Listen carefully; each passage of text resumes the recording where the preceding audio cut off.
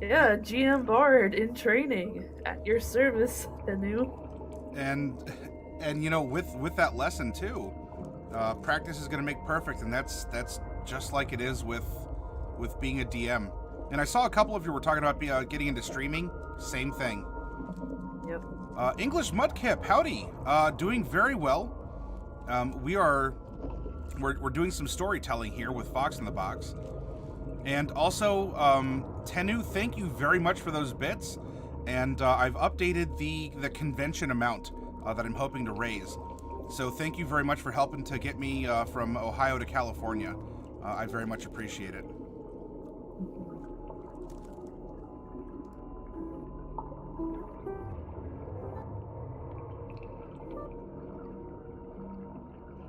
And Demon Lord Nem, I saw that you've been taking an interest in the Glabrezu style demon. I'm one of the more in the background controlling minions now than going up close.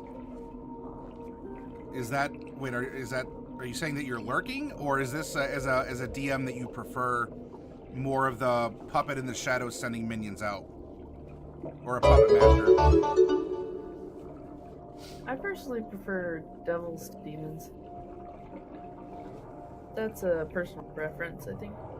I just prefer the design of devils and sort of their wheeling and dealing aspects. Demons are all about chaos and destruction. At least in the DM or Monster Manual, they are. So is that something then that I don't know if we talked about introducing fiends per se. Now you have a paladin who can be anti-fiend, and we talk about the depths, but that was more Eldritch horror. Would you want to explore, devilry or other fiendish things? Yeah, I mean, you could make deals with devils to get powers that are outside of class.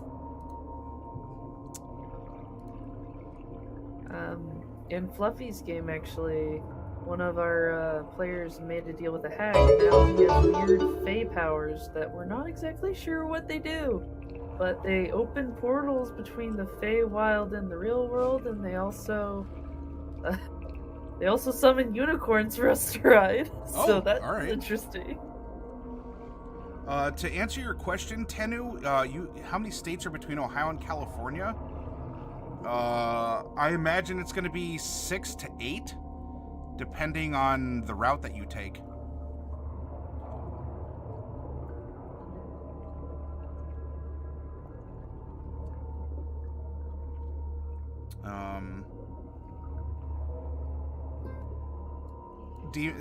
Demon Lord, it says so in your name. You're more of a DM person than devils. Yeah. I just bleed purple 100, bleed purple 100, bleed purple 100, bleed purple 100, bleed purple 100, bleed purple 100, bleed purple 100, bleed purple 100, bonus 80. Oh my. What's up?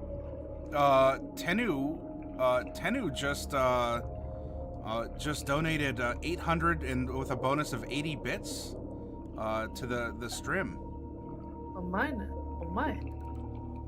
So now I have to do the maths. So that's going to put us at 9 with 70. And then we add in the 8. So that's going to be 67.71. Thank you very much for that, Tenu.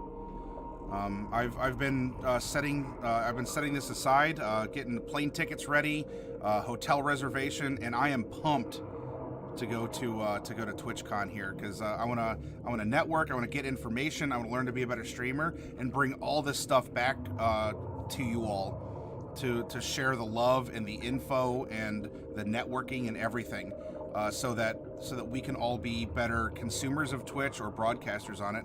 And especially, I think I read, let me double check, Prepared GM, you want to do a stream where you're teaching people how to present, and I would love to sponsor, more people who are educating, to try and get attention to channels like this. That yes, we're D&D, but we're not a D&D stream traditionally with play. and even just bring attention to the D&D channel, because there's a couple heavy hitters in our corner of Twitch, but for the most part, it tends to be smaller. Not a lot of people. As popular as D&D is, a lot of people I don't think are aware that D&D exists on Twitch. Not like Mario Maker or some other things like that. You took the higher count? Oh, well then, Snicer, I very much appreciate that.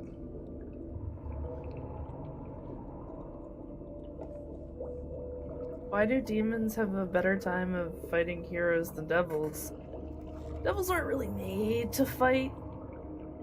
Like, in my opinion, if you have devils in a game, the player shouldn't be able to beat a devil. They're crafty, they're cunning, they're there to make deals, they're there to outfox. If you make, devils something that can be defeated quite easily, it kind of takes away some of their intrigue, their mystique, And I feel similarly about demons, but demons are more built to be defeated, if that makes sense, right? Does that make sense, Maddie? The difference that you're illustrating with Nem between devils and demons? Yeah. Well, sorry, you caught me chewing a cheese stick.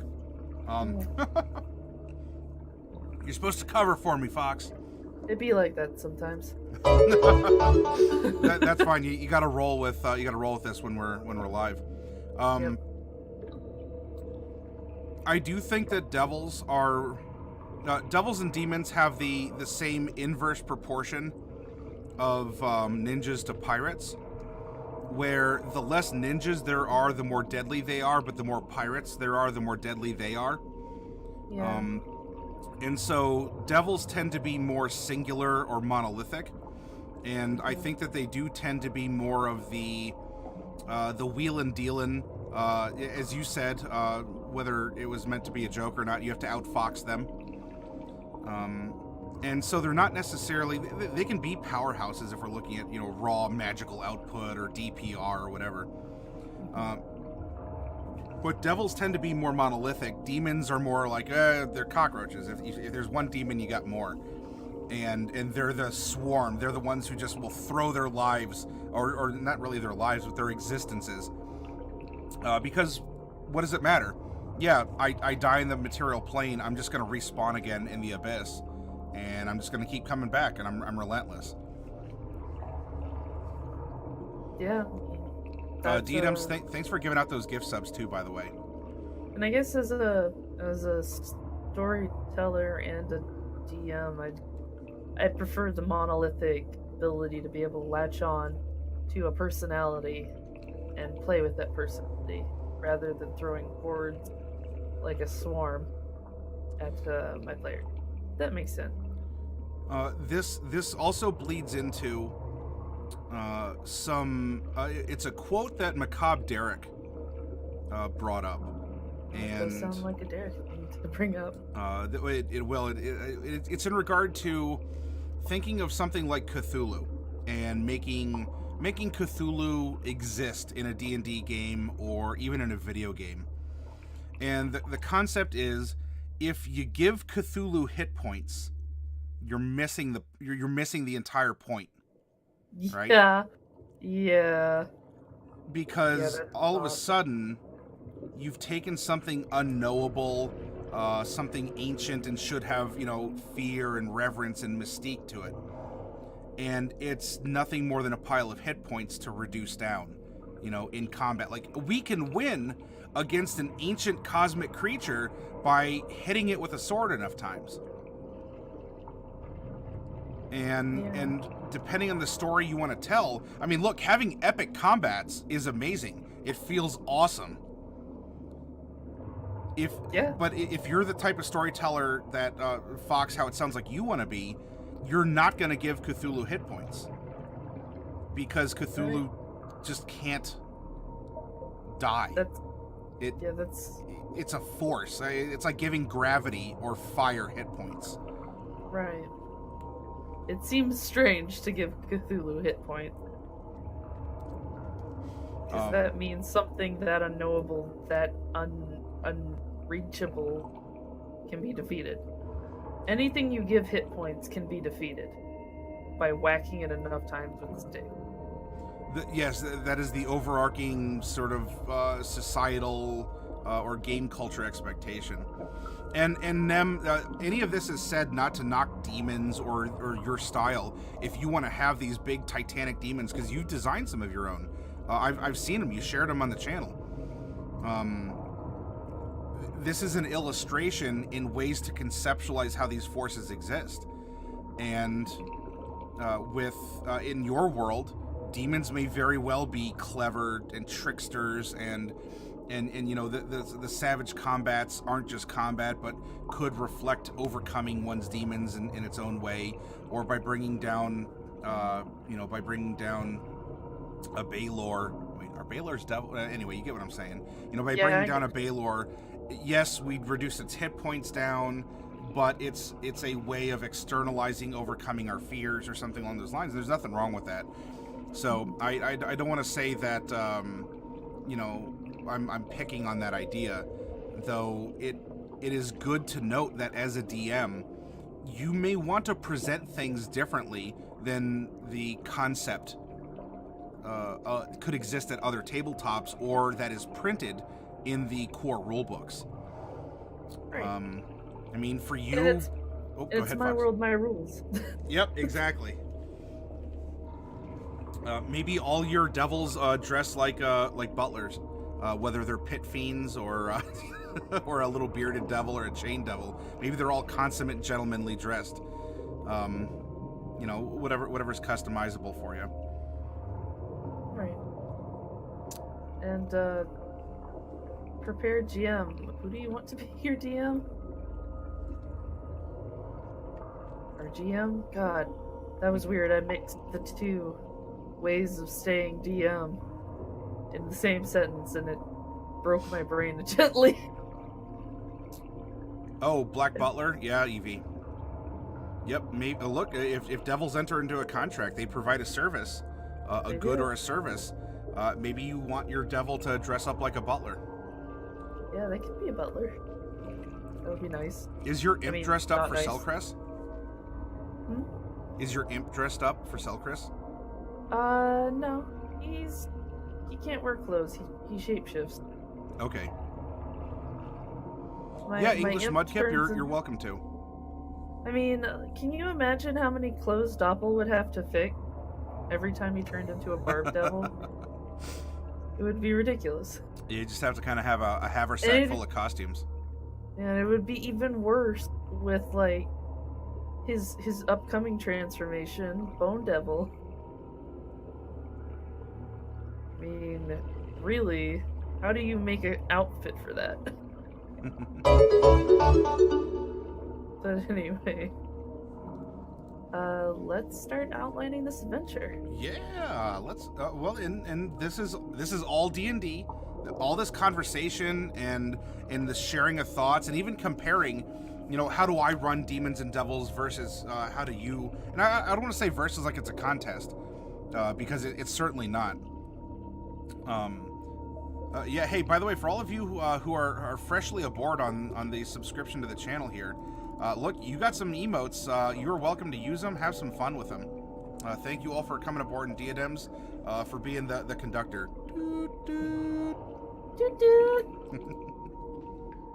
All right, so we have an adventure. We're going to use this as maybe a more defined portion of an overarching campaign, but the campaign is as fluid as the world, and there's a lot of water, so it's very fluid. Yeah. Take us to a setting.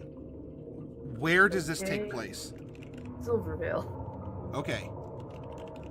Silvervale. Now, for any of you who have been hanging out this week, Silvervale is a place that we randomly generated and actually turned out really, really cool. Yeah, it turned out real cool. I will get to it.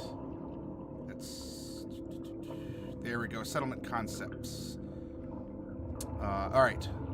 So I have, pardon me, I have Silvervale kind of pulled off to the side here. Yes. Silvervale is an island that has these biomes. It's grassland and Arctic. It is ruled by a monarchy. Yep. There is a ruined or toppled statue to a person or deity. And giant statues are carved out of a mountainside or cliff. And maybe the one ruined is part of something else. There's a lot of ways that we can go with this that can be important for a story, but that's why we're reviewing this to generate ideas. Also, hello, Wild Magic Zone. The dominant race in some form or fashion, be it through population, political power, wealth, or something, are humans. But humans and gnomes live here, and there's a tension or a rivalry betwixt them. Or if not betwixt them, then there's also the Kuo-Toa that live or are kind of downtrodden or shouldn't exist, but there's a few scrappy holdovers. So there's tension or rivalry. There is an illegitimate ruler, apparently, and this is causing a simmering civil war on this island. So when our adventurers show up, things are not... I mean, we might want to paint a nice picture, because who's going to say, oh yeah, we're going to break out in civil war any day? But they're going to get the feeling that something's going on. There's an awful smell to Silvervale, coming from somewhere, some way, some why, somehow.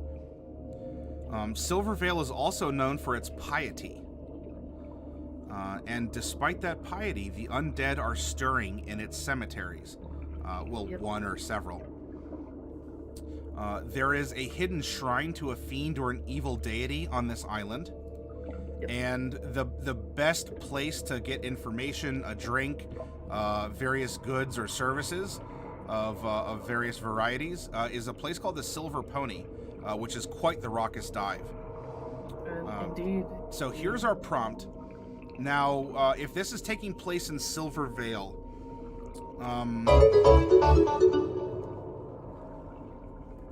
this was all randomly generated, by the way. And this is taking place in Silvervale. We actually ginned up a villain for this arc. Yes. That is the Kuo-Toa cult leader. Indeed. We didn't name her. Did she have a name? She did not have a name. I don't think so. So here's our villain. We have the basics now of, or actually we have points of data, and we want to make some information out of it. We want to bind it all together. I won't write this down, Fox, but what I would like you to do is I'm going to close my eyes, and I would encourage, even you could do it if you want. I mean, you're not on camera if you feel shy about looking silly if you're doing it or not. But I would like all of you to close your eyes, and as a DM practice, I want us to imagine that we are the players, Fox, and you're our DM. We're on a sailing ship, and we're approaching the island of Silvervale. And I want you to take us from the approach into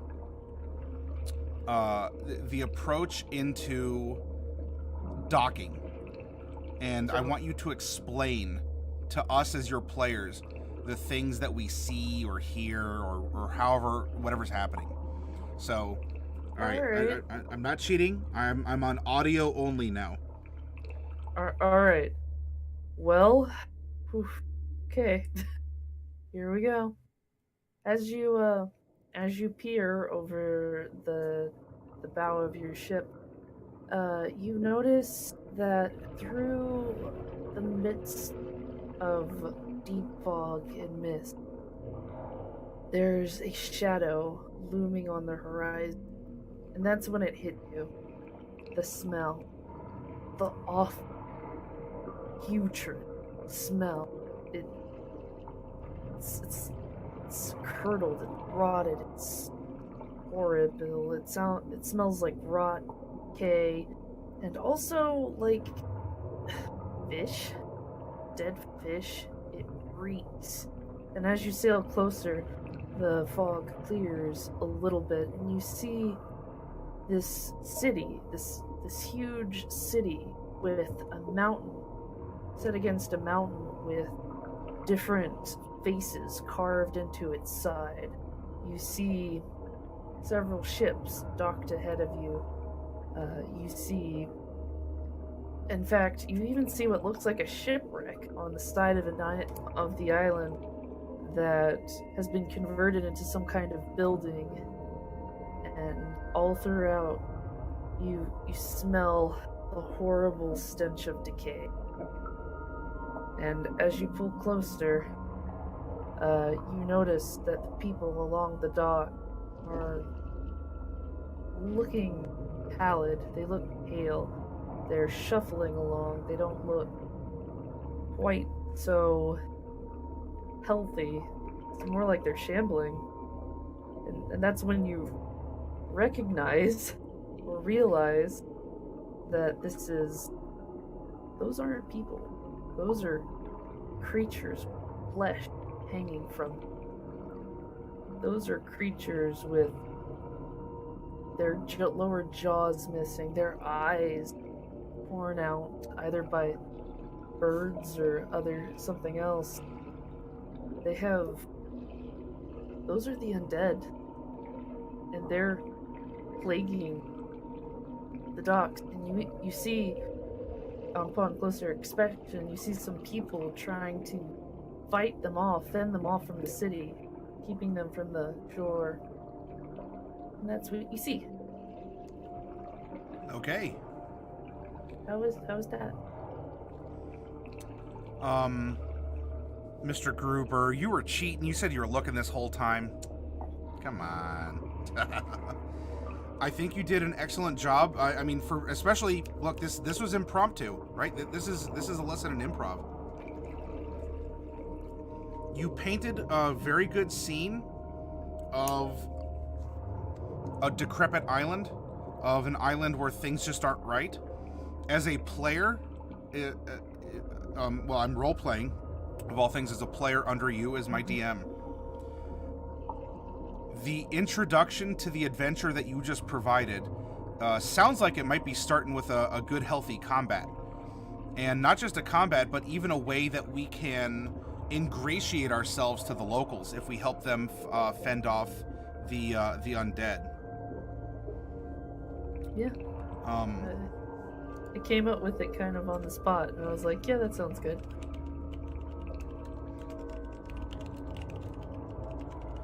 Something that also stood out to me as a player, you continuously brought up the smell, which reinforces that just how smelly this place is.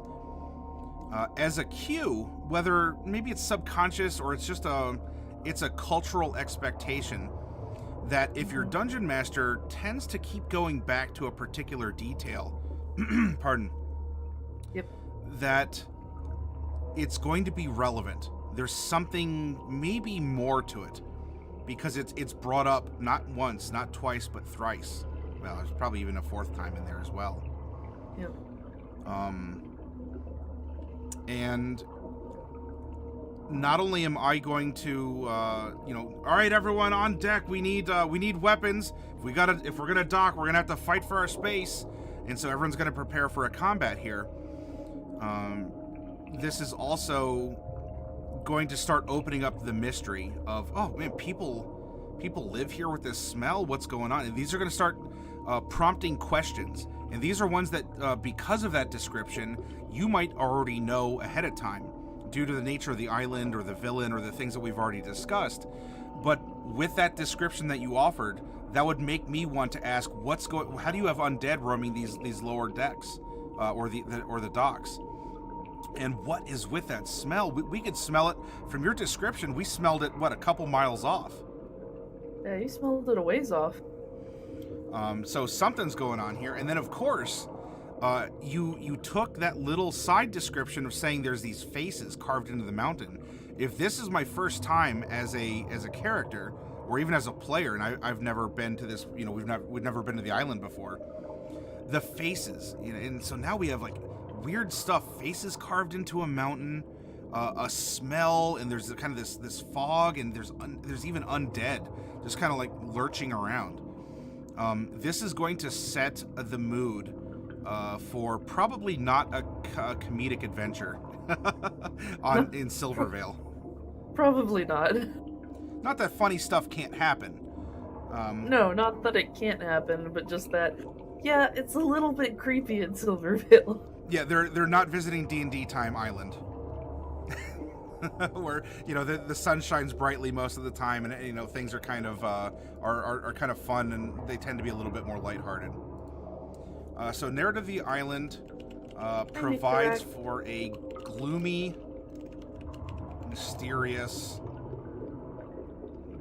theme that is also going to involve conflict with presumably an immediate fight with the undead. Yeah. I thought that would be a suitable hook to the story. Now, something else that I would like you to do, and we're going to set an end point. So here's our opening. Things are going to happen, and once more, I would like you to provide the outro of this session. I want you to describe what we see or smell or hear or whatever as we put our rudder to the island and we sail away. Okay. Like you've resolved everything, all of the problems? Yeah, you don't even have to say what the problems are, but what is changing in your concept here? You've given us an opening, and now if our backs are to Silvervale, describe the spirit of the emotions. Has anything changed on the island? That kind of a thing. Okay, well, I'll just assume that some things were done on the island, rather than came and then you left. Yeah. I mean, hopefully your players just don't nope out of there. Like, nope, we're not dealing with undead and weird, smelly stuff, and then they just turn around. Yes, we are going to have an adventure in Silvervale. Yes. Okay. All right. So, as you lower the sails and turn your ship to the wide open sea once more, you set off into the sunrise as crowds gather behind you on the dock, cheering and waving you off.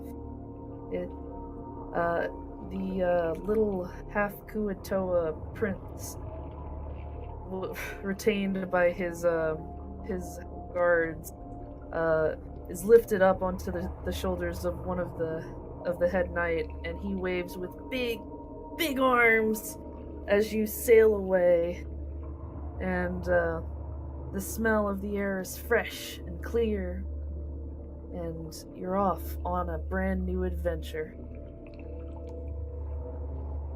Like that. I thought that was great. You addressed the smell. If any of you out there weren't around for last night's villain, for last night's villain workshop, what did you all out there pick up? What did you pick up in this closing?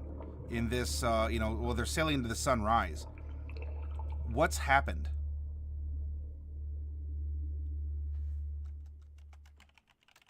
Yeah, I'd be curious to see what people who haven't seen that villain have gleaned just from this outro.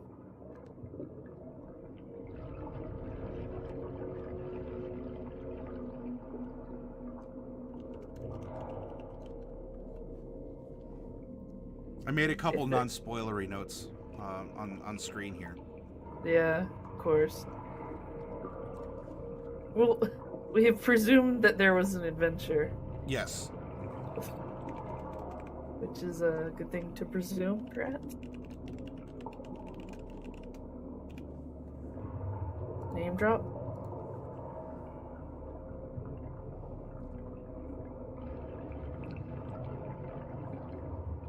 GM got a sense of closure, but something unfinished.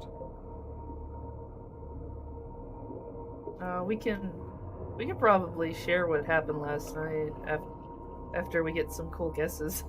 Tenu says a great evil was felled. Possibly it was some type of demon or devil.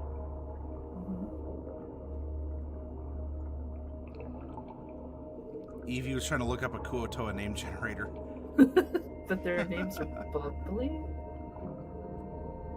I guess they go like... Another good technique as well, if you take 1 or 2 fingers and you put them just sort of in the front of your throat, and you can get that kind of that. Oh yeah, it's a little. You just you give it a you give it a little wiggle. Yeah. I was literally jabbing 2 fingers into my throat. Welcome, travelers, to the island of Silvervale. Yeah, but I don't like touching my throat, so... You can also just, if you kind of flick your finger in front of your lips, welcome, adventurers, to the island of Silvervale. I actually had like a little goblin voice, whose name was like Ghibli from like Studio Ghibli. Mm-hmm. And he talked a lot like Stitch, which is like that. Okay. Hey, as a DM, doing voices, it helps your storytelling. It does. Even a little effort. Yeah, I'm in the stream again. Hello. GM says I got a lot of emphasis on smell, which I'm not sure why. I didn't get sight or smell or touch, but smell was important. All right, so a couple things then. So obviously we're sailing into the sunrise. It's a bright morning that conveys a mood. Right. There's also no smell, where it was super stinky pants rolling up to this place before. Yeah, and there was also fog before, and now it's sunshiny. Ding, ding, ding, ding. No fog.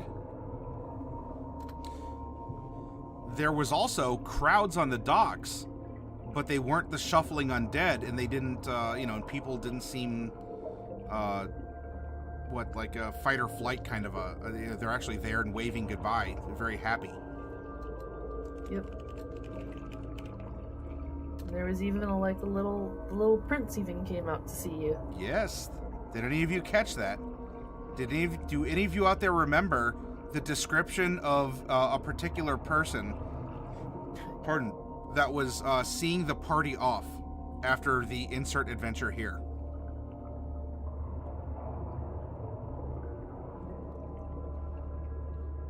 Diadem said a bit of sight and a lot of smell, and that felt weird. Oh. So there's probably going to be a thematic element of smell to this adventure. Probably. You could describe sea spray misting up onto the sides of the boat. Yes, I saw the half Kuo-Toa prince. Evie's too clever by half. You must be eliminated. Whoa! Well, I mean, you must be congratulated. That's the one. Step into the isolation booth to receive your congratulations. I've got to sign up, and I look forward to seeing this stream again. Yeah, hey GM, thank you for joining us. And and when we're not broadcasting, you're welcome to hang out with us on our Discord. Definitely. Diadems, if you could throw a link out at Prepared GM, that would be awesome sauce. But yes, there was a half Kuo-Toa prince waving happily at the party as they left. Presuming that the party doesn't murder him, which I hope they don't. Presuming, hopefully not. I don't think that the party, as submitted to you, would murder children. Hopefully not.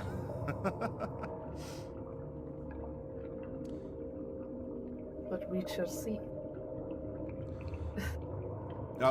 We'll find out here, because now we have a mood, we have senses, we have feelings that we can string from our opening to our closing here. Nick Direct, I like that personal adventure, because you have mentioned that you do voice work. Which means that I should probably contact you because there is some stuff that I've been meaning to have voiced for the channel. I don't really have a plan just yet, so I'm not going to be like shooting a DM like tonight. But you're on the list, Mr. Bister. What's that? I also did voice work for a little bit. Really? Yeah. Oh well, snap. Maybe I'll have to tap you for a voice as well. Maybe. It's usually just my speaking voice, but I can like put in emotions even though I don't feel them. And some people have trouble with that. Then we shall see. Yeah, we shall. All right, so we have the arrival. We're gonna have some things happen, and then we have the departure. What are some events? Just stream of consciousness. What are things, people, moods? Just take us on the concept of the adventure. Stream of consciousness is fine. We can always go back and edit things. What's going to happen here? If you had your Foxy way, what will the party do or encounter or resolve or whatever figure out while they're here? Well, they'll probably come across the tavern owner of the Silver Pony. They might come across half Kuatoa children in like the streets of the lower quarter that have been sort of, I don't know, maybe abandoned by their high-class people, maybe an orphanage for such children. Like, I imagine some of the upper class are like, no, this is shame. So they sent their kids off, things like that. Let's see, they'll probably meet the prince at some point, maybe the head knight. Okay. Maybe they'll be asked to solve the undead issue due to their combat opening. Okay. And through that, they might have an encounter with some Kuatoa, like genuine Kuatoa, not half Kuatoa. Okay. The faces of the religious statues the faces in the mountain might get like defiled and such, as our villain's petty revenge ensues, if you will. Okay. I realize what I'm listing are all hooks, but I mean, they're hooks, but it's also, once you hook the party, you got to keep reeling, and the hook has to stay in place if you're going to reel them in. Right. What else?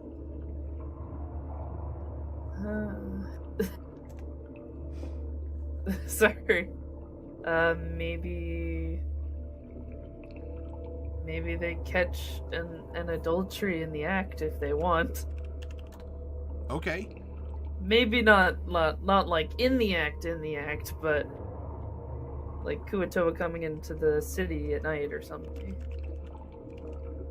Okay. Or people having nightmares or something. So discover the Kuatoa manipulation. Right.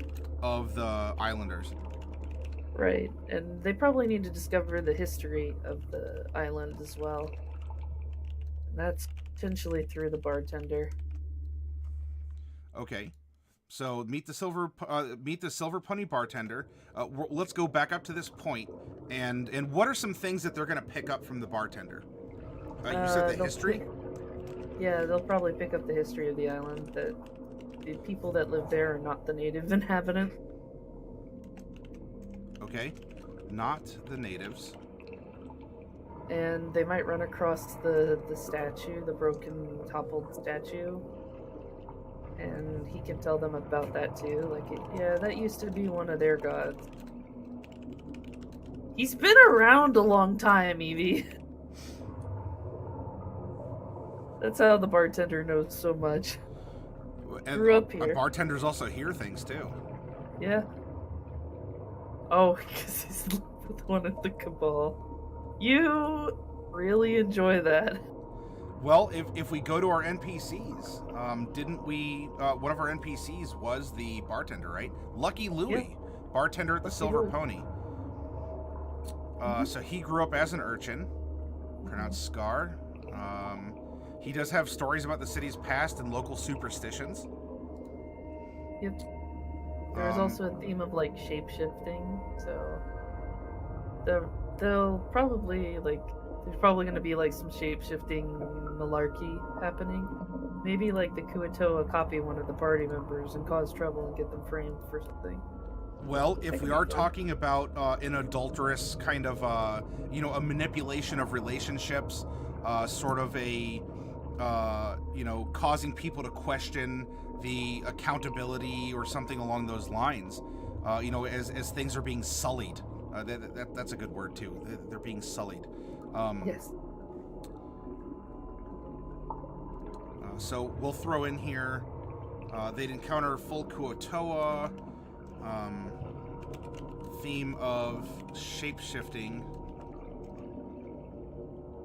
which can frame a party member.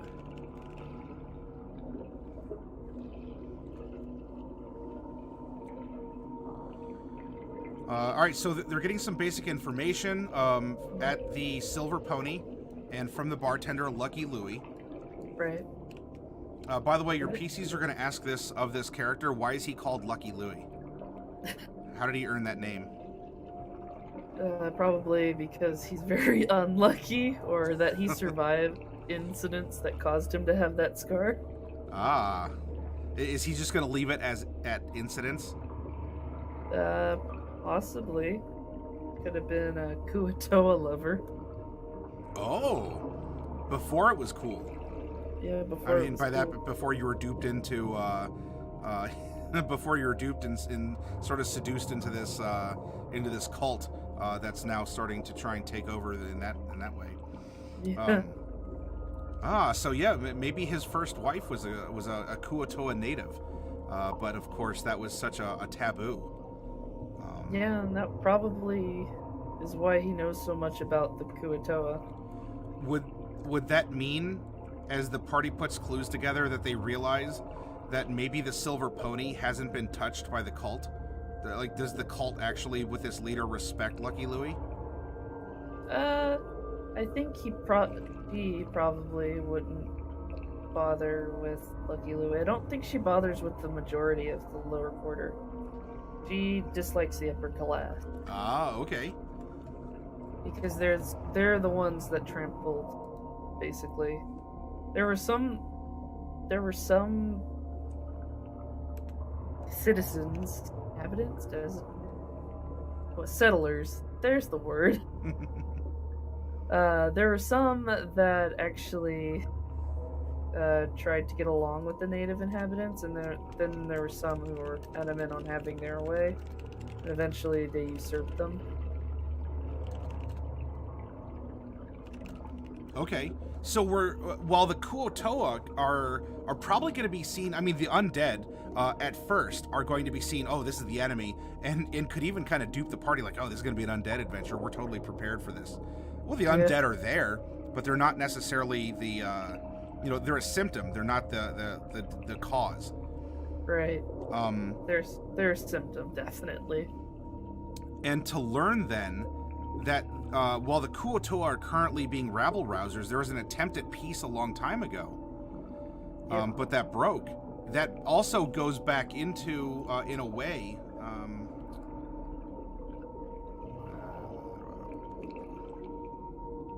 revenge for the past humiliation, and the villain's weakness was the villain falls when an ancient enemy forgives its past actions. Right.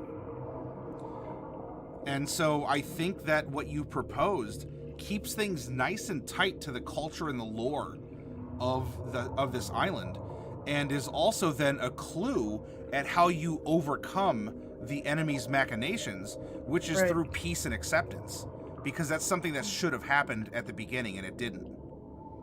Yeah. And it was. Oh, go ahead. I was maybe thinking that Lucky Louie's wife could be our antagonist, but I'm not sure. Oh, that she's been moonlighting as the cult leader? Possibly, and like daylighting as a shapeshifted woman, essentially. To try and keep things on the up and up with the humans and gnomes of the island.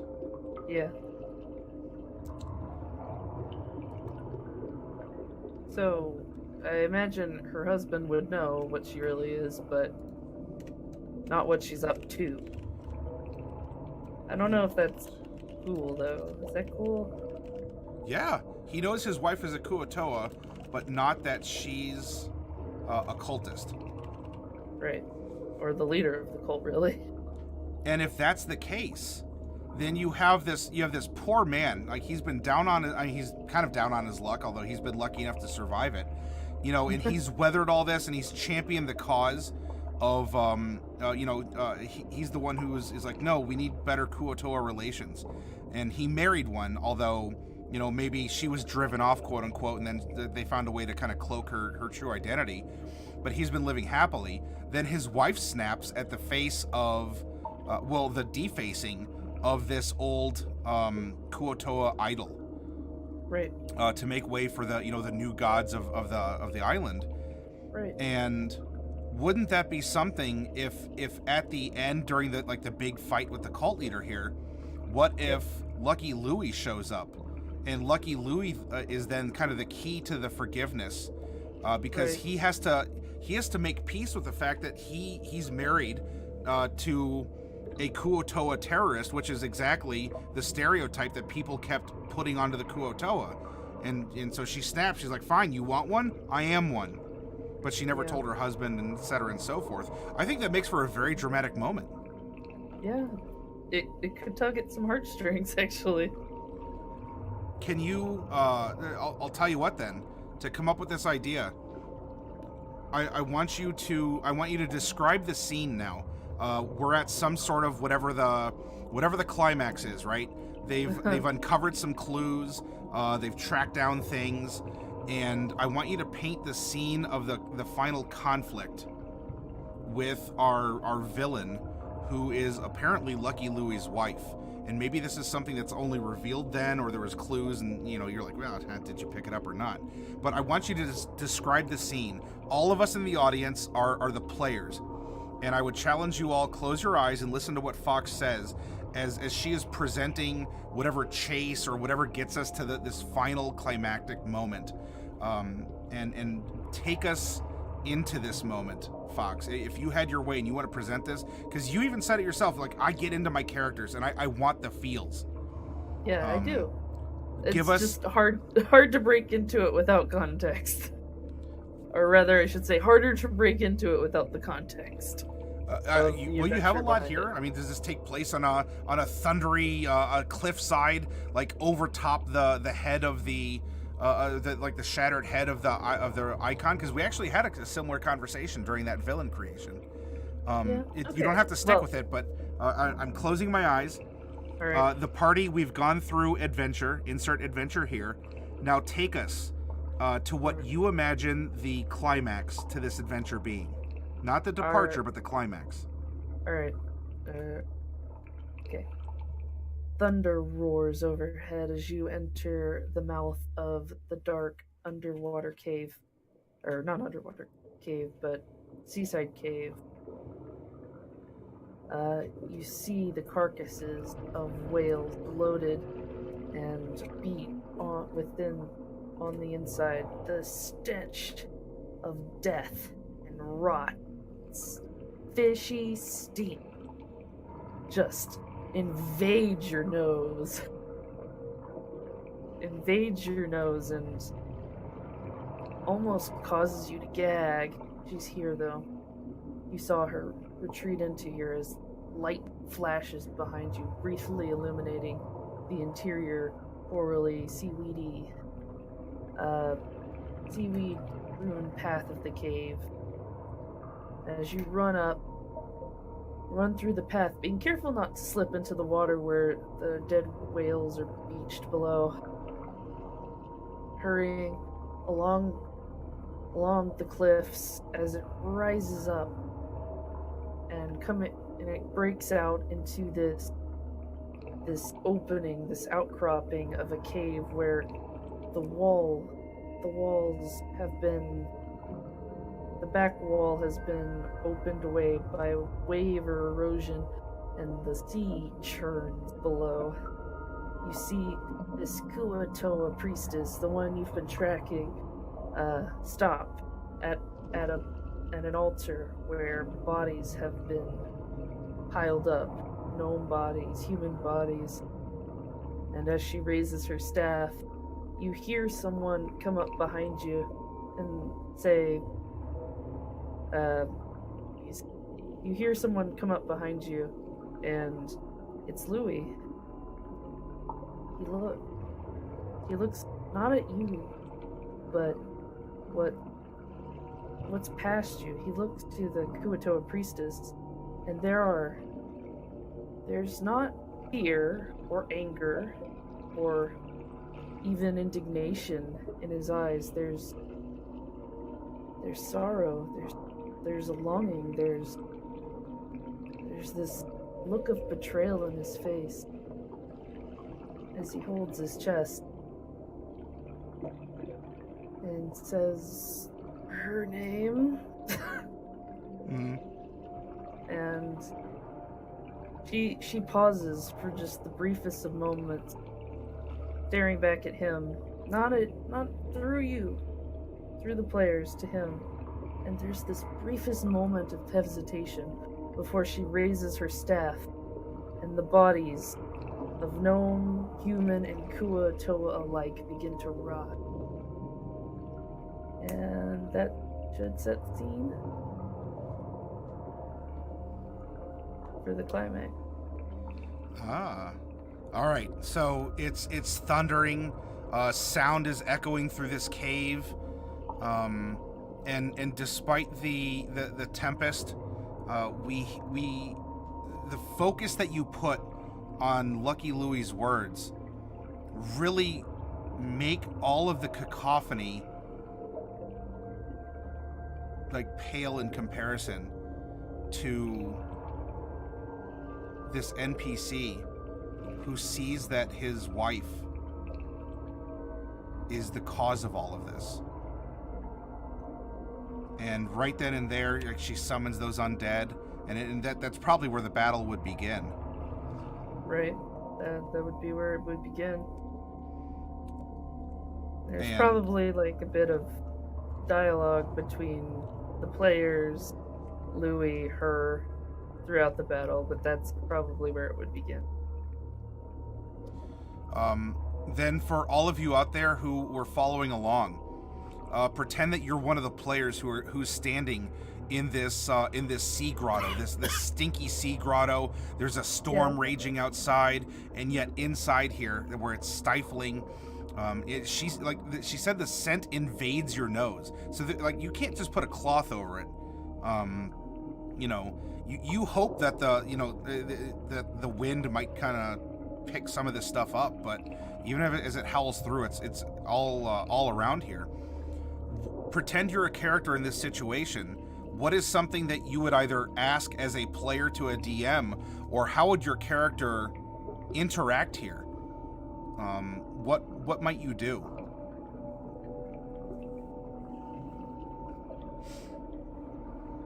And while they're coming up with that, Fox, there's a lot of imagery here that can be pulled together, like a bunch of like Kuatoa runes that are seen that match the crime scenes or the mischief that they encountered above the sea level. There's a lot of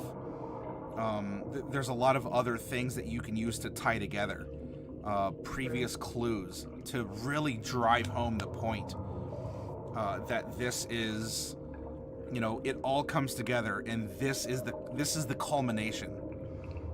This is the epicenter of all of Silvervale's woes, and you just had to make it not a clear-cut black and white product, but instead involve Lucky Louie.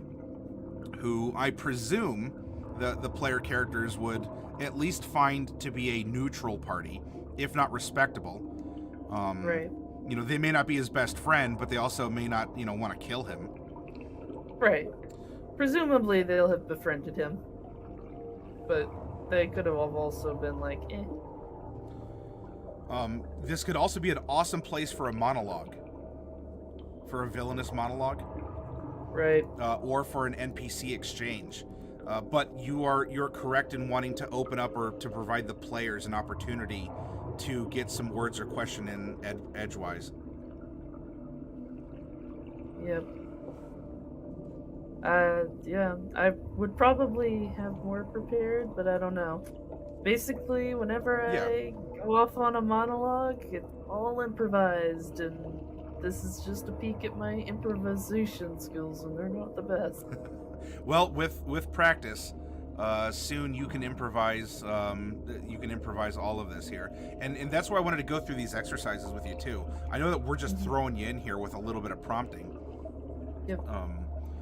But I think you did an excellent job, and so Evie, those are, you know, battlefield conditions are very valid questions as well.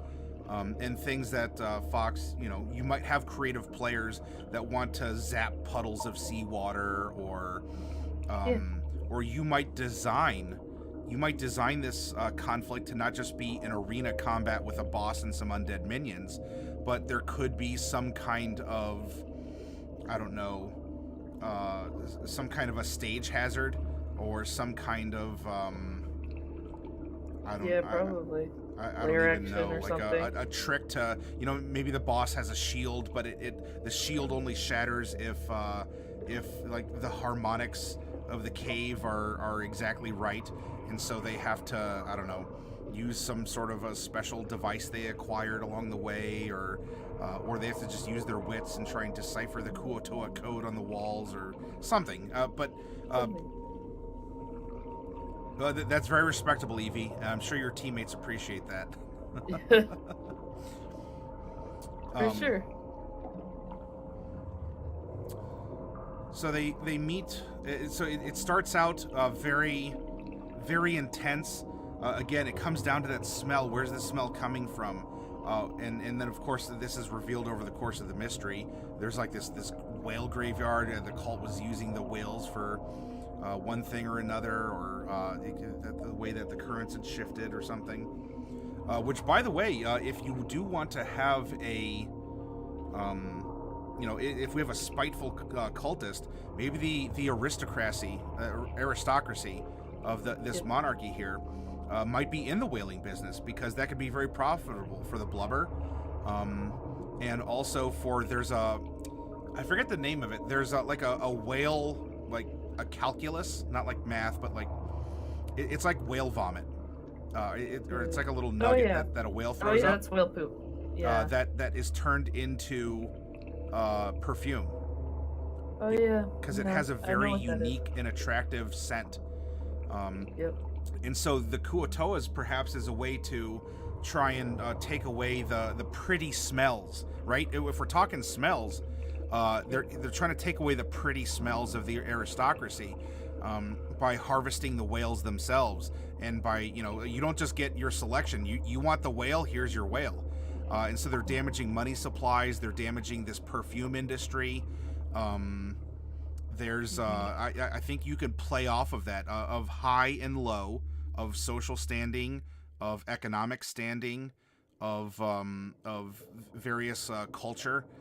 Smell plays into things as well. That maybe the nobles have their noses high in the air, but the folks who live on the sea level, maybe they walk with their heads down, kind of a thing. Yeah, maybe. Soaps and candles from whales? Well, probably from the fat. Yeah, from the blubber. Yeah. And yeah, perfumes. There's like chunks of some digestive something that whales have. That's very highly valued. Yeah, ambergris. That's it. That's it. Thank you, McGruber. Thank you.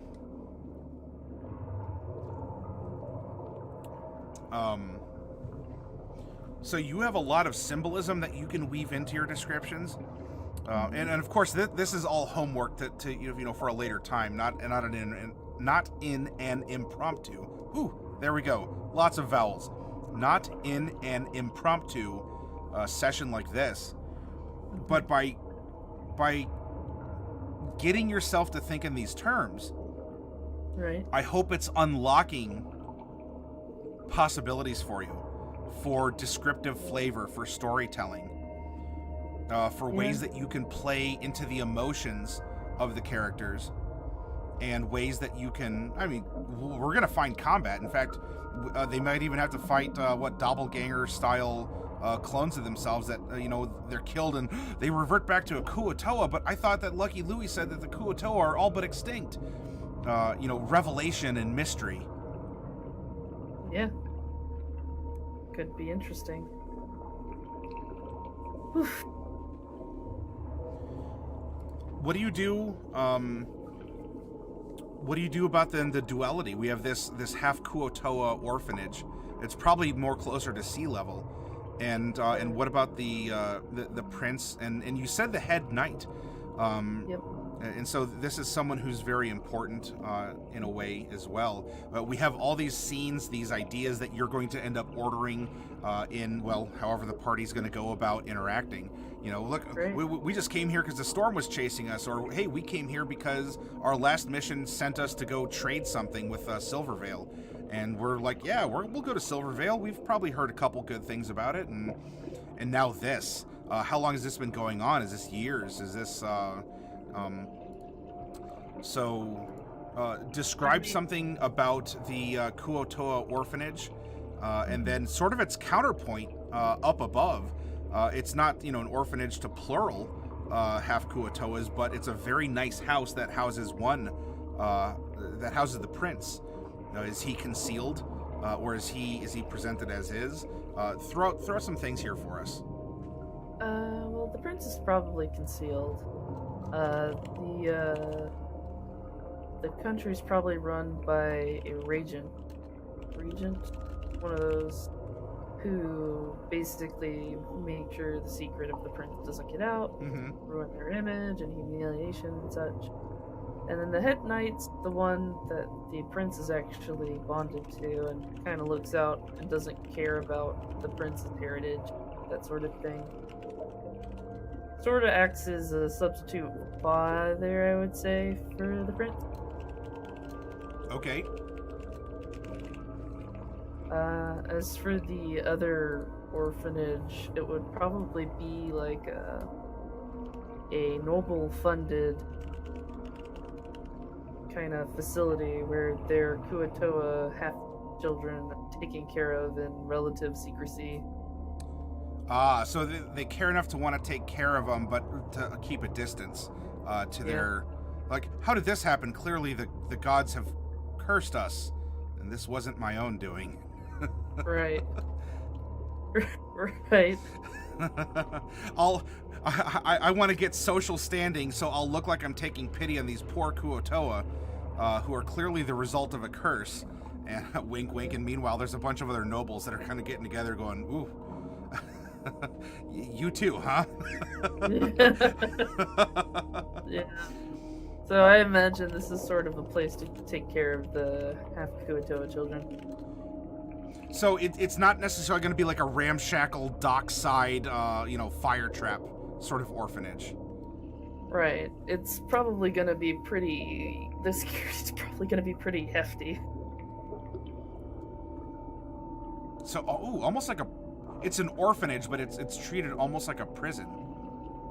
Yeah. The kids don't leave, and they're going to live their shelter. It's like boarding school, essentially. They're not allowed to leave. They're going to live their life in there.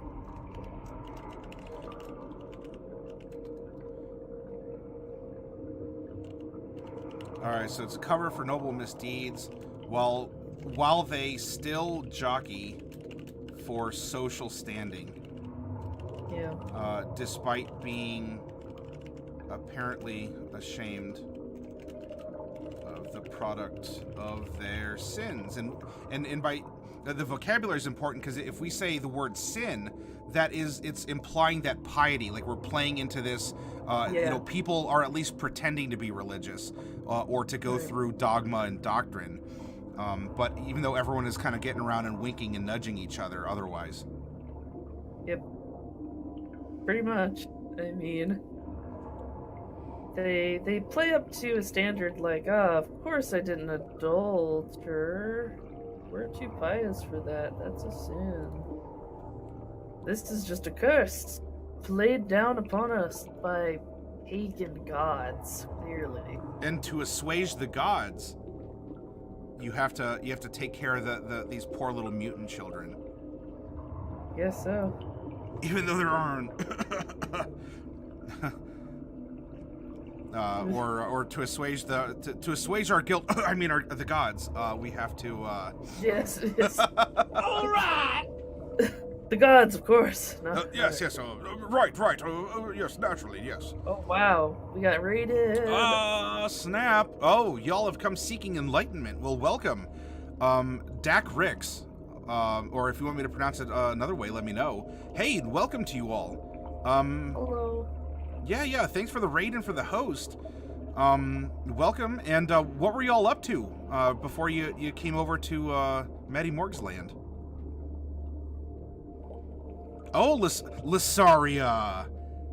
Thank you. Oh, Lysaria. Oh, you're playing some Terraria. Oh, nice. Terraria with Lysaria. Well, right now we're working on a D&D adventure. We're world building. It's kind of the same thing, right?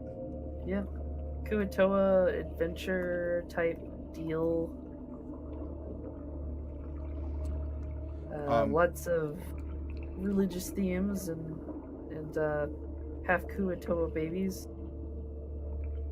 You heard it here first, folks. Half Kuatoa babies. Yes.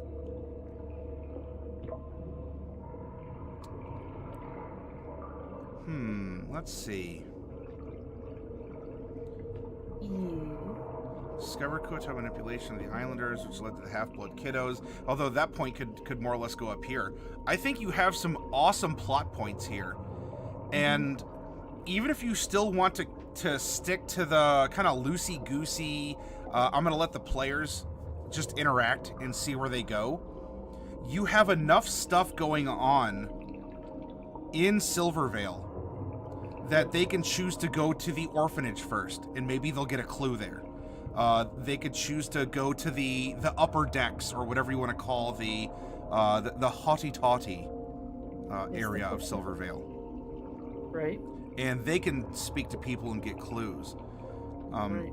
So what you may want to do in this instance, you have a mystery that either needs to be put together in people's noggins, or you can represent that by saying, I don't know, they need a passphrase or a key or a little totem or something that will then open up, the chamber that has all the answers.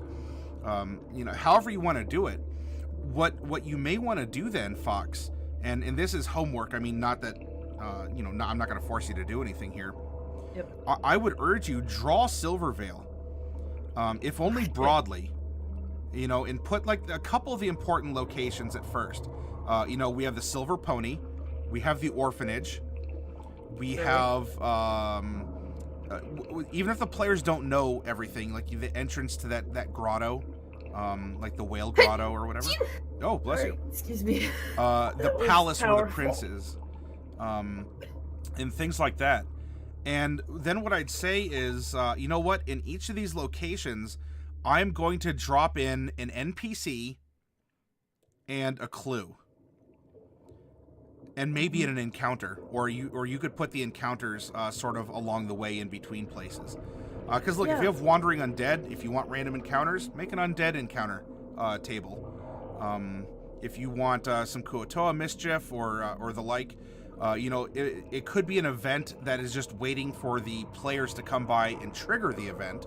Or if you want to, on the side, you could always create a timetable and say, okay, starting at day one from when the ship arrives, the plan of the cult is such. and in like every day, you know what the progress is going to be. The players Right. might not discover that after 2 weeks, the Grand Maelstrom will be summoned and will lay low all of Silvervale, and maybe that's a big cult thing that needs to happen. And they can find clues about it, but you know because you can track it in a spreadsheet or something about every day what happens. And then you have your map with the locations that have clues and people, and you can now go back and go to the villain creation. You can go to the NPC creation. Heck, you could even you could take the same settlement creation techniques that we used and apply them in a micro setting to a neighborhood, to I don't know, a compound or something along those lines.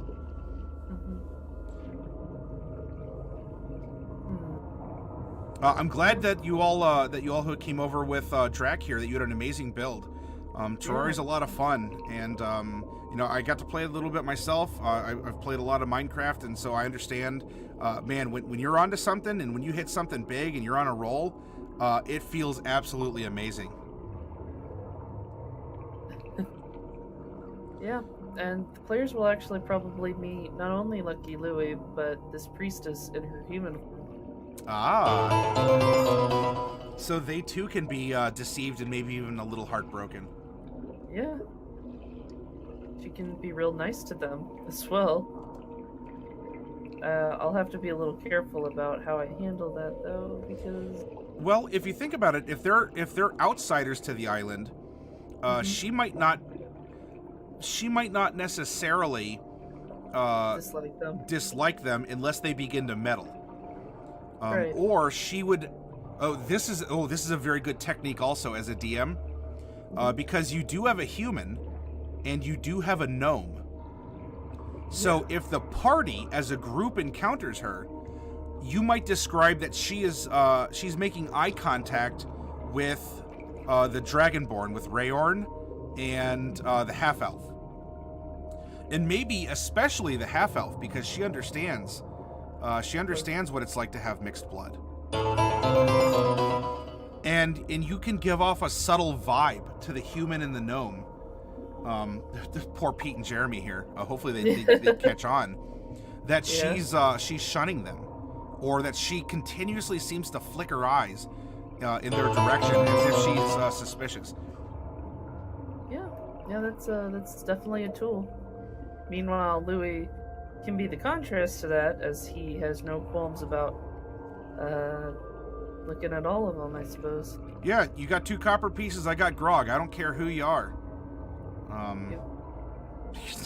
I just invoked a quasi Larry the Cable Guy here. That there's funny. I don't care who you are. By the way, everyone, thank you for those follows, and welcome to the workshop. Yes, welcome to our workshop. Later's English Mudkip.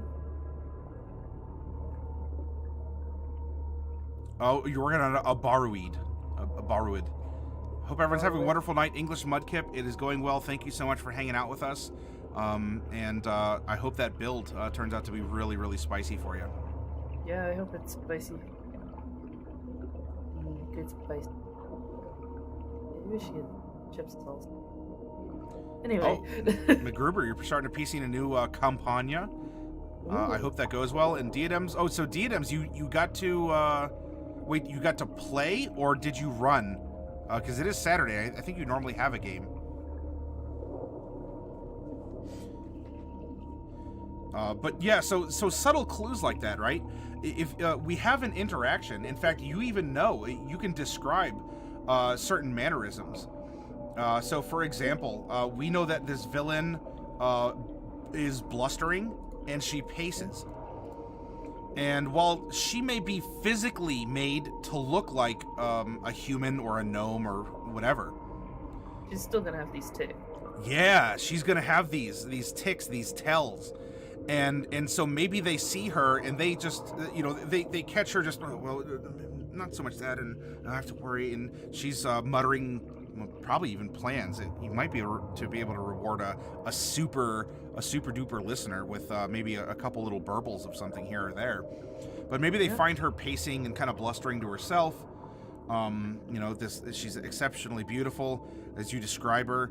And always make sure, in fact, you put this as a writer, always describe people's smells here, because that could be a big clue, both for an investigation and to continue with this theme. The smell, because of all of our senses, our sense of smell is the one that is directly connected to our brain. There's no middleman. And that's why smells are so good.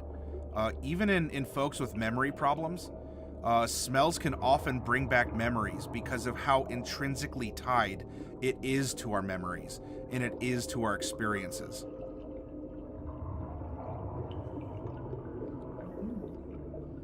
She could smell like ambergris, honestly. Yeah. In fact, you can even point that out. Someone who's sort of dressed as a lowborn person smells like a highborn perfume. Yeah. They may never pick up on that immediately, but all the pieces are going to start making sense later and later. And Fox, you're going to sit back there at your table, and you're gonna have your fingers steepled, and you're like, yes, delve deeper. Ha ha ha! All of this will make sense, and you'll realize that you've been in the midst of my trap the whole time. Victor, hey, congrats on a growing group. That's awesome. I'm glad you're stepping up and doing that.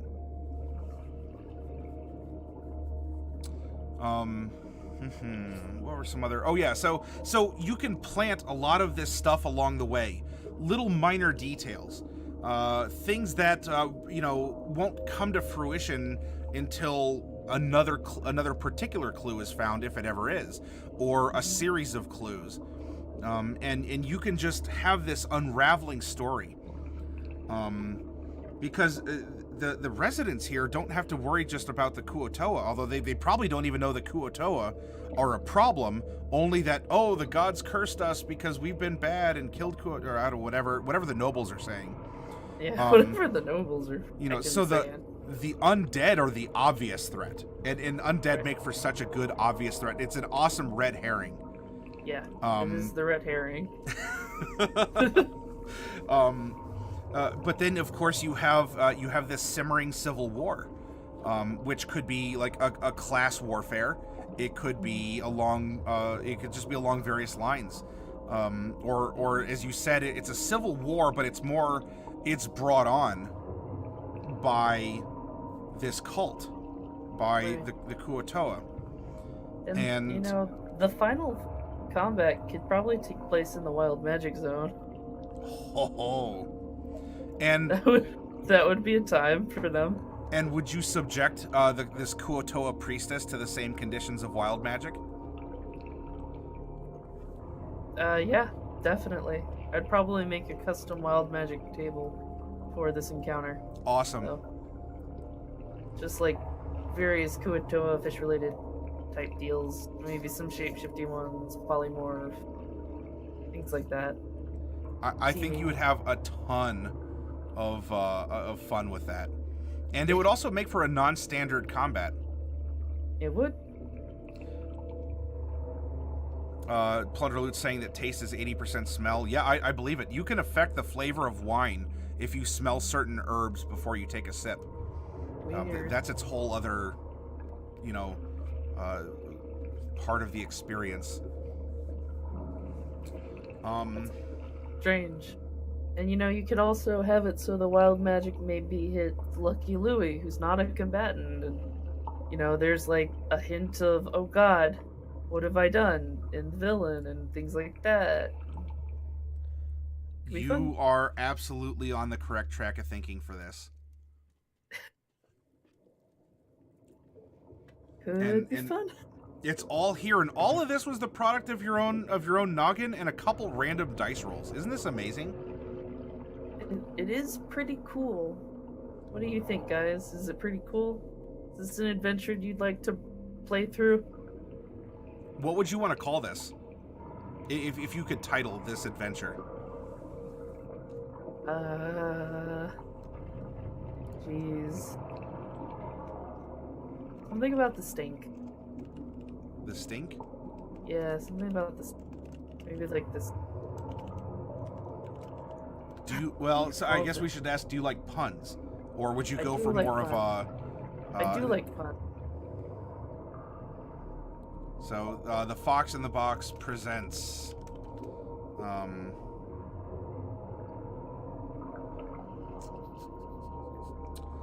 Well, it's a mystery, so I mean, you know, something smells, something's fishy.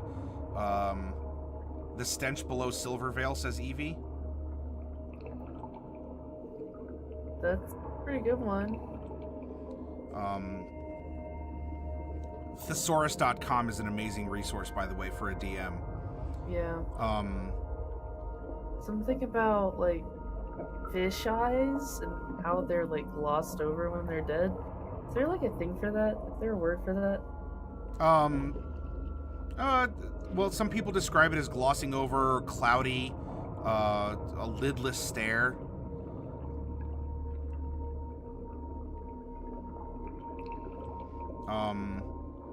Oh, how about this?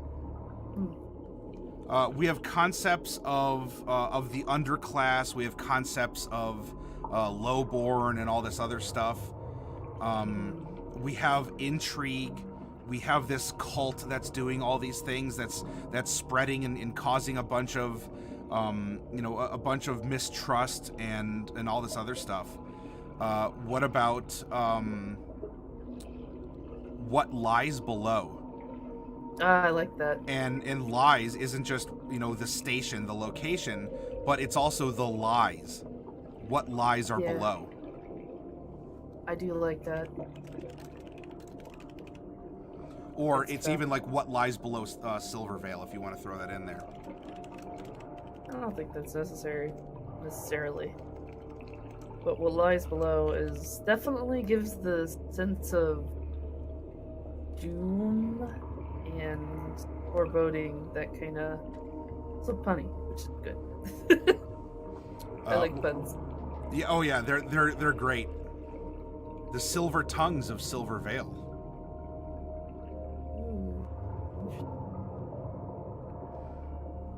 And with Kuotoa, you could do also things like off of scales, like fish scales and things. Like weight the scales of justice or something.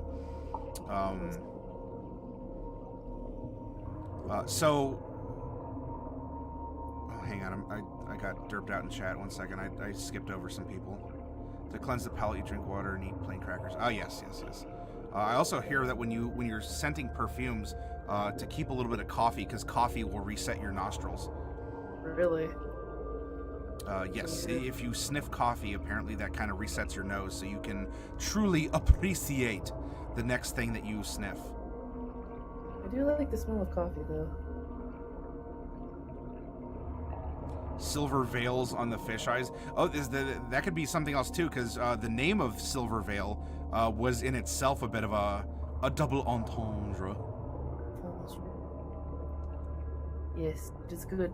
The Fox in the Box presents the prizes we pay. Well, it smells fetid for sure, Plunderloot. Yeah, it does.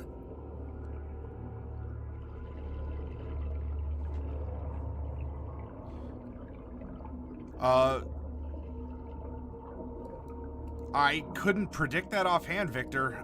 It's really, your situation is very contextual to the information you have about your own tabletop and about the people that you're running for. I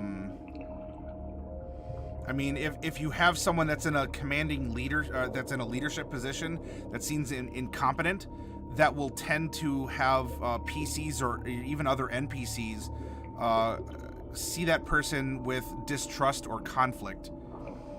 So it's really going to be up to you to explore that idea, explain how could an incompetent person become so influential, or be ready as your PCs or other NPCs might act to defy an incompetent leader. Hey, Derek. Oh, hey, Derek. Nice to see you. Derek, you have every reason to be proud of Fox in the Box. What? If you get a chance to go back and watch the VOD and everything that she has hatched out of this, you're like, oh, it's a little fox in a box, an adorable little noggin. I'm gonna go pet it, and it's gonna go yip yip, like nice bushy tail wagging and everything.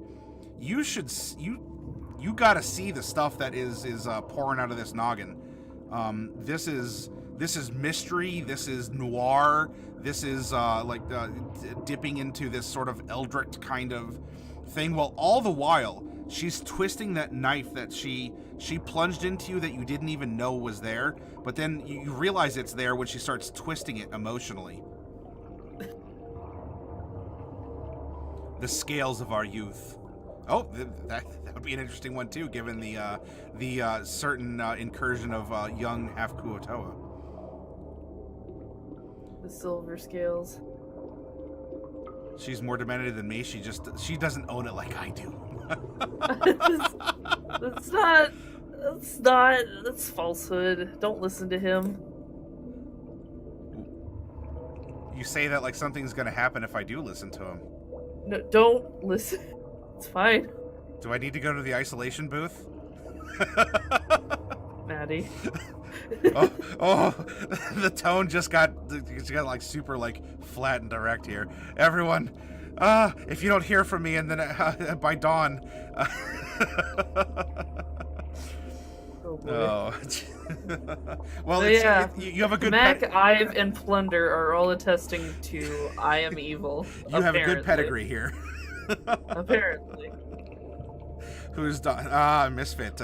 Taken in that direction too. Yeah. If Dawn doesn't contact you with my exact whereabouts. Pearls before swine. Oh. Yeah. That's a good one too. That has the kind of meaning that good too. Well, it's not a hard and fast adventure, but I think that's because it doesn't play to your style of a DM that I think you want to present, but you have a good idea of the location, of the actions that are taking place. You know the mystery that is going to be solved, and so now what you can do is simply take a look at your map or whatever and sprinkle clues around as you will, and build. I don't think I have a particular style of adventure that I'm good at yet, though, which is the problem. Oh, hi, Trustaflump. Hi, Jeremy. Oh, Trustaflump is sauntering, not even wiggling up. Yeah, I know. He's feeling confident with his cool guy. That's right. You produce one male human champion fighter, and suddenly you're Mr. McCool. Yeah, I'm awake, barely. Yeah, we're actually getting towards the end here. I don't want to use a ton of your time, and I think that we did. I mean, if you want to stick around, that's fine. But I think that you put in a lot of work. It's produced homework for you if you wanted to pursue this. Just sketching out the map of the island, putting some locations, maybe even going through that NPC generator and jetting up a couple more NPCs that are going to be, info dumps and things like that. Yeah, that would be helpful to have like a couple more NPCs around the town to flesh it out a bit more. And yes, you did steal my sleep, Jeremy. I hope you're happy.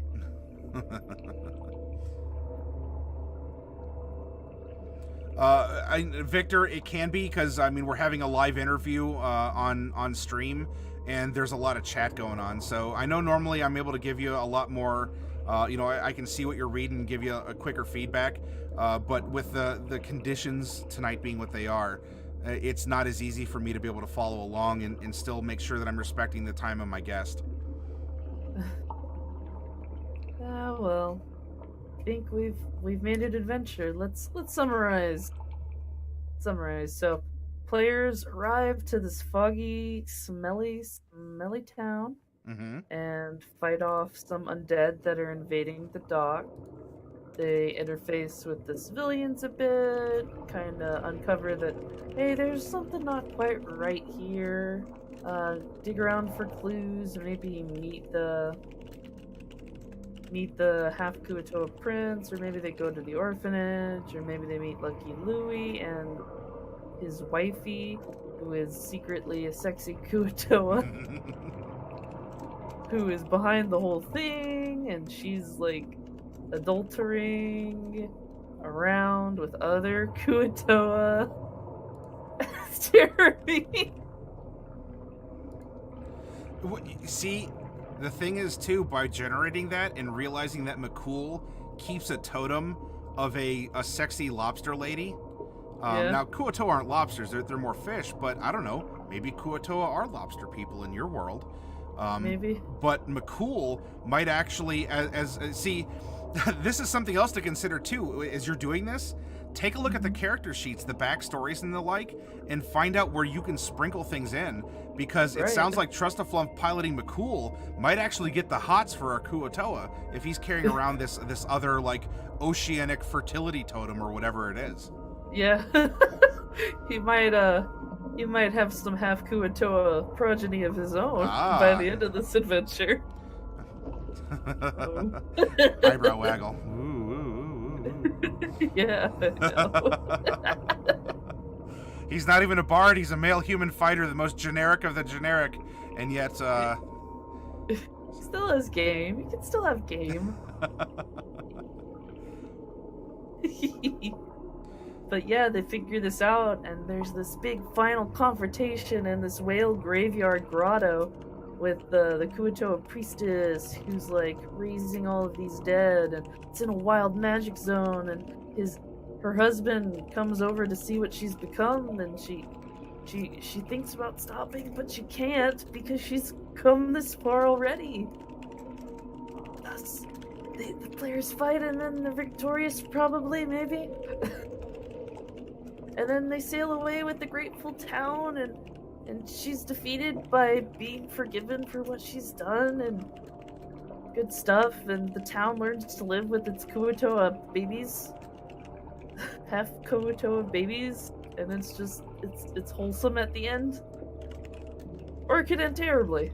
Depends on the players, really, but...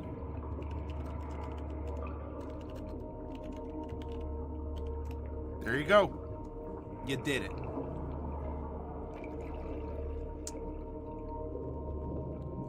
This is an amazing adventure outline. It can be detailed on the fly, or you can do some basic outlining, some basic mapping, some basic NPC creation. And I think that you have a complete adventure. It has emotion, it has action, it has exploration, it has mystery, it has NPC interaction, it has conflict emotionally with class status. It challenges notions of religion, of culture. This adventure has everything, Fox. It really does. And I think that you can do a lot with it. You sure hope so. I mean, there's only one way to find out. Player death. It's a perfect adventure. Oh, misfit. I'm not that cruel. Well, hey, something could happen. What if McCool sort of is like, no, my love, and goes over the cliff with the priestess? Because maybe McCool was lusting after the Kuo-toa, while Louis wanted the person inside the Kuo-toa flesh, and maybe McCool sort of like no, and he sacrifices himself needlessly.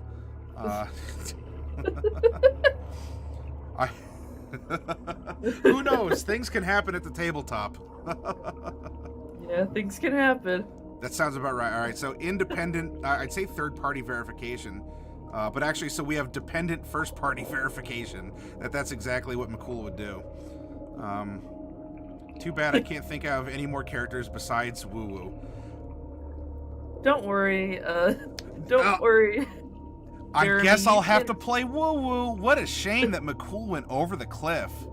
Oh, that's a shame. Actually, McCool got reincarnated as a half Kuo-toa baby. And you can go on your adventure with him. You want broken rules? Here they are. I'm giving them to you. Yeah. Now you're half Kuo-toa child. Enjoy. This is still an improvement over McCool. Hey, Saname, welcome. and yeah, jeez. I suppose, you know, this is something that can happen at the tabletop as well, everyone. Hopefully it doesn't happen often, but you can have a case where someone is self-destructive because they don't want to play their character or something along those lines, and this does happen in order to try and get their way and be sly about it. But as a DM, you got to be, you know, you got to be aware. And that's why the communication with the players is so important. Gotta be but you wise know to what, that act. Jeremy, I think that you would be very proud of Fox, because after we sat down, right, she's at her desk, she has all the papers and everything, like just it looks like my desktop right now. She has all her papers out, and the question of why is everyone on the ship was brought up by Ivalon, and there's just that moment of, yeah, I have all this stuff, but why? And so this means that she's going to have to push the button and say, everyone get in here, because y'all need a session 0. DEFCON 0. Yes, Saname, if you want some boxes of minis, I have them. I'll pop them if you want to sponsor some, speaking of orphans.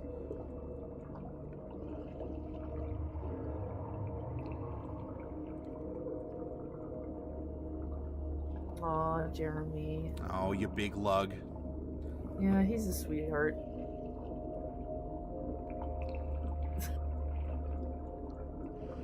What do I have left? I have one box of Mad Mage.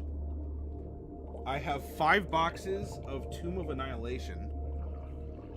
I have one box of Ravnica. Oh snap, hey Saname. Namezu are friends, not food. I would like a box of Mad Mage, please. Well, yes. Yeah, we'll pop open this last box of Mad Maga for you. Bleed purple 170 bonus 17. Oh, hey, thank you very much for that, Trustaflumph. Let me add that into the convention amount here. So that's going to be 187.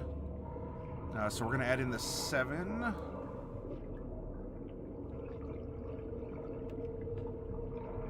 And the 80 is going to bring us to this. Woo. Well, I think that's it for our adventure today. Huh? Yeah, I think so, Fox. I guess I'm going to be cracking open some boxes here. Yeah. And thank you so much for your time. I really hope that you enjoyed this process. And I don't know if it answered every question you had, but did it at least instill some confidence in you? A little bit, I guess. Just a wee little bit? Yeah, I think the rest is just going to be practice at this point. Is this something that you would like to end up streaming on your channel? Because I think you've been picking at wanting to stream. Yeah, this is something I would stream. Well, if you do so, make sure you let us know. I will. I would love to show some support.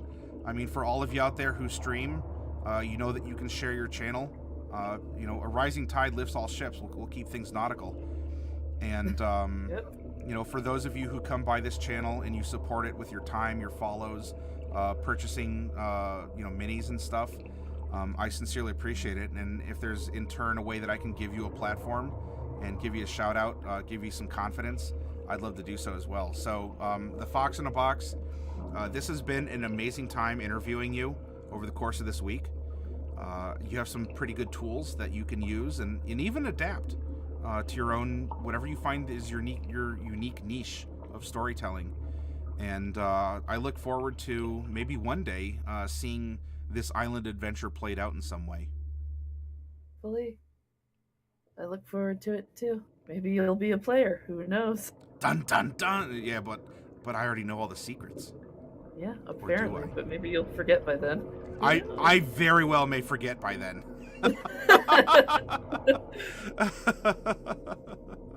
All right. All right. Bye. Yep. Go get you some Bye, rest, and everyone. we'll see you around here on D&D time and your own channel when you get that going. Yep. Bye.